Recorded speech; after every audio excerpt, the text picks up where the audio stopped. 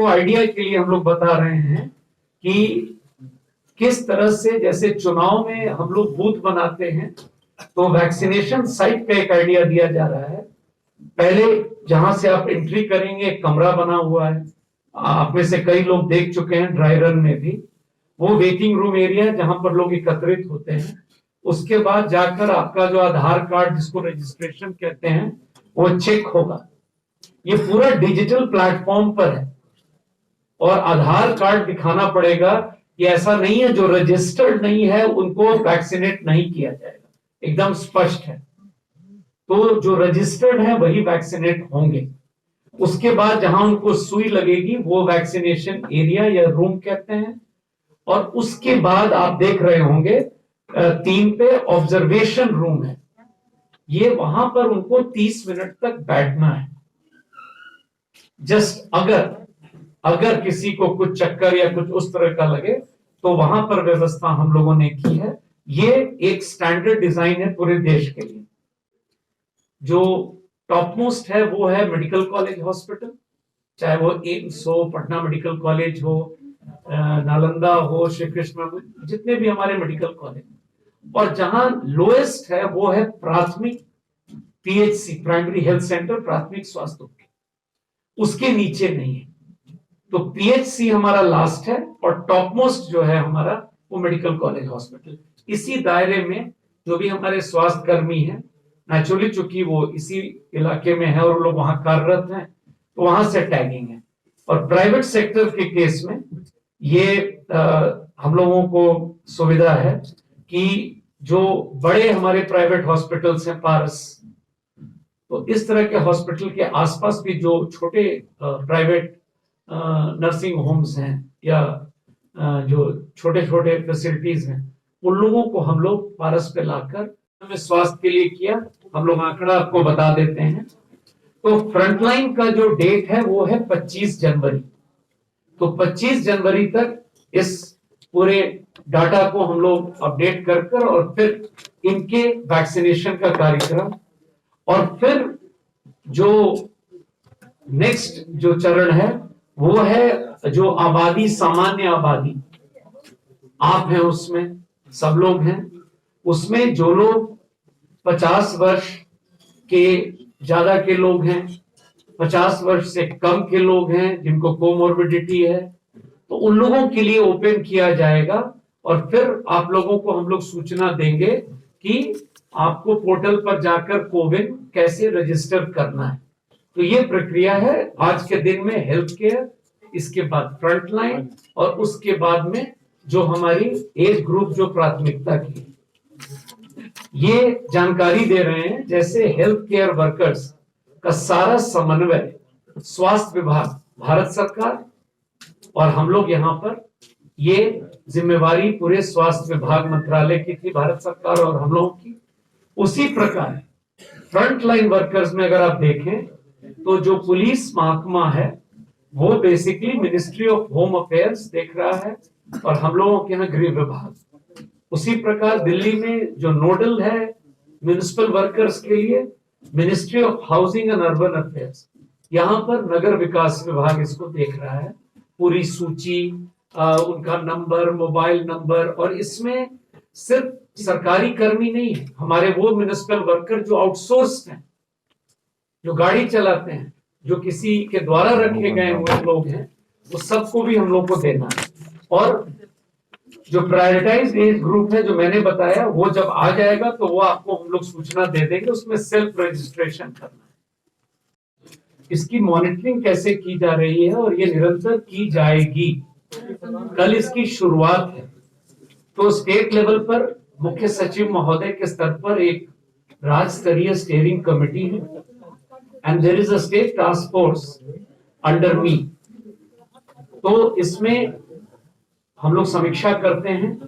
जिला स्तर पर there is a district task force headed by the district magistrate, जिला पदाधिकारी के स्तर पर जिला स्तरीय समन्वय के लिए और पूरी तैयारी को देखने के लिए। और उसी प्रकार प्रखंड स्तर पर ब्लॉक टास्क फोर्स है, जिसमें वहां के बीडीओ, अंचलाधिकारी सब लोग रहते हैं। और इसकी लगातार मीटिंग हुई है और सभी स्तर पर तैयारी को देखने के लिए ये सारी जो बैठकें हैं हो चुकी हैं। हम लोगों का जो स्टेट कंट्रोल रूम है 104 है। इससे संबंधित वैक्सीनेशन से संबंधित जो लोग को भी ये टीकाकरण के कार्यक्रम में शामिल किया गया है, अगर उनको कुछ कहना हो तो वो 104 पर, और राष्ट्रीय स्तर पर यह नंबर है 1075। जैसा कि ये आप लोगों को बताया गया है, फिर एक बार बता रहे हैं, कल स्वास्थ्य कर्मियों हेल्थ केयर वर्कर्स के लिए है, और इसमें जो सरकारी है और निजी क्षेत्र में है, कोई भी हमारे स्वास्थ्य कर्मी द कोरोना वॉरियर्स, उन लोगों के लिए कल का ये वैक्सीनेशन अभियान स्टार्ट हो रहा है। इसके बाद जो फ्रंटलाइन वर्कर्स होते हैं, इसमें राज्य के पुलिस के लोग हैं, केंद्र पुलिस है, आर्म फोर्सेस, जैसे कि बिहार के कंटेक्स्ट में दानापुर में जो सेना की टीम है, गया में सेना की टीम है, वो लोग शामिल होंगे, और होमगार्ड्स हमारे जितने हैं, और गृह कारा के जो स्टाफ हैं, आपदा प्रबंधन के वॉलेंटियर्स हैं, सिविल डिफेंस ऑर्गेनाइजेशन, राजस्व से संबंधित कर्मीगण, और बहुत महत्वपूर्ण है जो नगर निकायों के हमारे सफाई कर्मीगण हैं, जो सिरिंज है, सुई हम लोग जो देते हैं, तो वो डिस्पोजल जो वेस्ट जिसको हम कहते हैं वो दोबारा यूज नहीं होगा।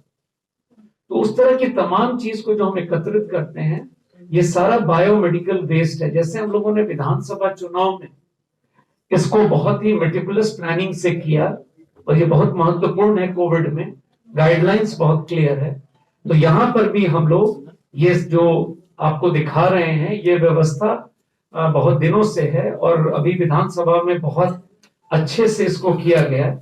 तो जो हमारे इंसिनरेटर्स हैं, तो भागलपुर से 11 जिले अटैच्ड हैं, और गया हॉस्पिटल से 6 जिले अटैच्ड हैं, और मुजफ्फरपुर से 15 जिले अटैच्ड हैं, और इंदिरा गांधी इंस्टीट्यूट से 6 जिले। तो ये जो तमाम बायोमेडिकल वेस्ट होगा, वो सबको हम लोग एकत्रित करके, और ये हमारा सिस्टम कोविड के दिनों से चला आ रहा है, हम लोग उसको रिपीट करेंगे।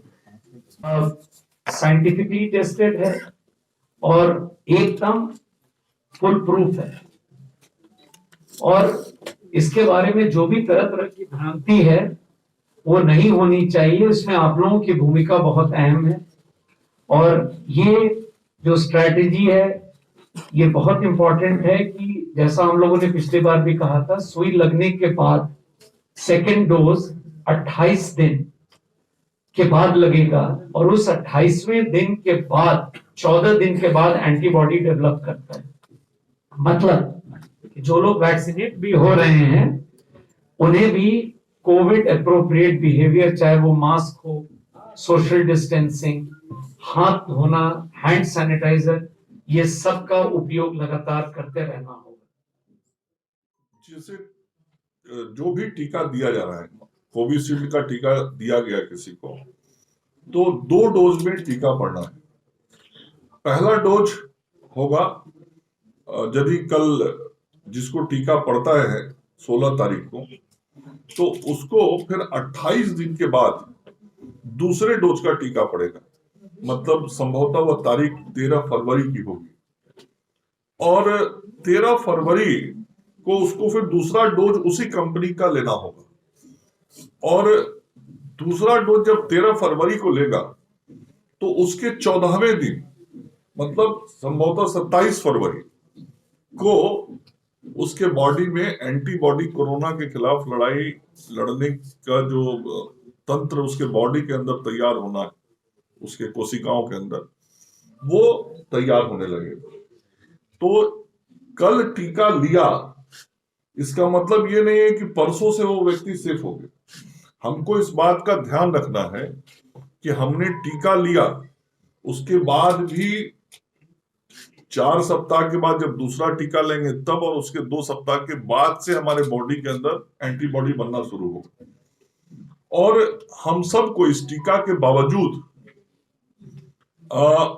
इस बात का ध्यान रखना है कि हम मास्क का प्रयोग करते रहें, हाथों की सफाई का पालन हमको करते रहना पड़ेगा और कोविड-19 वैक्सीन जो है वो पूरी तरीके से सुरक्षित है।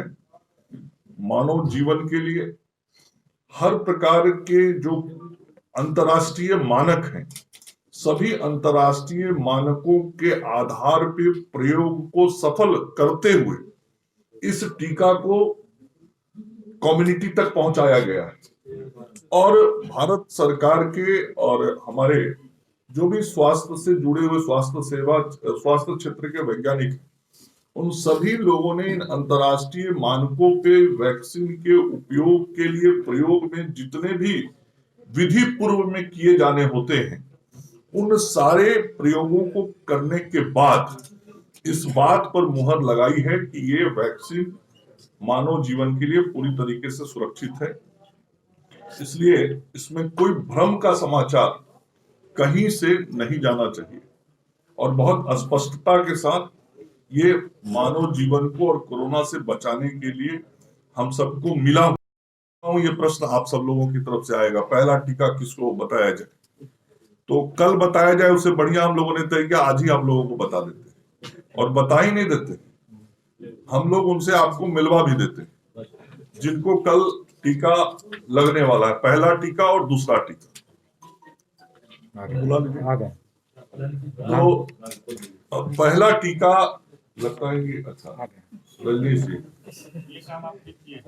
नहीं, प्रश्न रजनीश जी का ही होता कि पहला टीका किसको, तो ये हम सब लोगों ने तय कर लिया है कि कल पहला टीका सफाई कर्मी IGIMS के हैं हमारे राम बाबू जी, ये IGIMS जहां कल टीकाकरण होना है, राम बाबू जी वहां के सफाई कर्मी। कल राम बाबू जी कहाँ गए? राम बाबू जी आप यहाँ खड़ो, इनको कल पहला टीका लगेगा जब माननीय मुख्यमंत्री जी वहां उपस्थित रहे। दूसरा टीका IGIMS के हमारे एम्बुलेंस के चालक अमित कुमार जी यहाँ खड़े हैं, दूसरा टीका इनको लगेगा और फिर मैंने जैसे कहा कि हमारे LT को लगेगा, ANM GNM डॉक्टर सबको कल लगेगा। लेकिन शुरुआती जो 2 लोग होंगे, पहला हमारे सफाई कर्मी राम बाबू जी और दूसरा हमारे एम्बुलेंस चालक अमित कुमार जी, इन दोनों लोगों से इस अभियान की शुरुआत बिहार में कल 10:45 पे IGIMS में किया जाना है। ये इतनी समग्र जानकारी आप सब लोग को उपलब्ध करानी थी। एक आग्रह जरूर आप सब मीडिया के मित्रों से करूंगा, आप सब लोगों का बहुत सहयोग संपूर्ण कोरोना काल में मिला है। बिहार के स्वास्थ्य कर्मियों ने, चिकित्सकों ने, सभी लोगों ने जिस तरीके से परिश्रम करके बिहार के अंदर कोरोना को नियंत्रित करने में सफलता पाई है, उसको प्रचारित और प्रसारित भी बहुत सकारात्मक तरीके से आप सब लोगों ने किया है। इसके लिए आपका हम आभार व्यक्त करते हैं। और आज राज्य के अंदर यह स्थिति है कि हमारी रिकवरी रेट 97.9% है, जो लगभग मतलब उसको 98% कहिए, और जो एक्टिव केसेज है वो 4000 के पास है।